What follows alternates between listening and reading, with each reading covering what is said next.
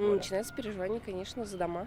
Жительница микрорайона Салават-Кюпере Альбина Валишова одна из тех, для кого карстовый провал – это не просто слова. Третий раз за полгода земля проваливается в их микрорайоне. В последний раз на территории 188-го лицея. Салават-Кюпере уходит под землю. Запись с таким названием из фото футбольного поля с ямой облетела соцсети. Ширина ямы около 4-5 метров, ее глубина в самой нижней точке порядка 40-50 сантиметров. Ее укрывает искусственный газон, поэтому сложно определить визуально, какой характер из себя представляет сам провал.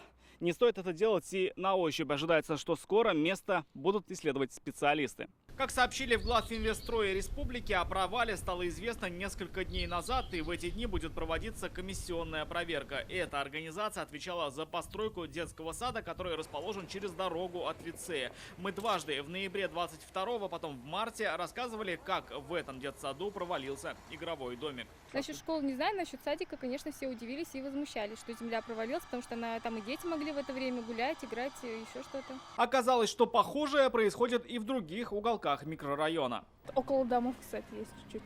Тоже около домов есть такие провалы? Да, прям рядом с домом.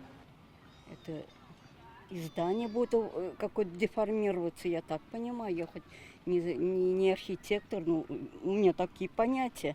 Это, конечно, плохо. С вопросом, почему такое происходит именно в этом микрорайоне, мы обратились к ученым. Как предполагают геологи КФУ, вероятнее всего растворение карстовых пород подземными водами. 3 провала на одной территории в течение 1 года.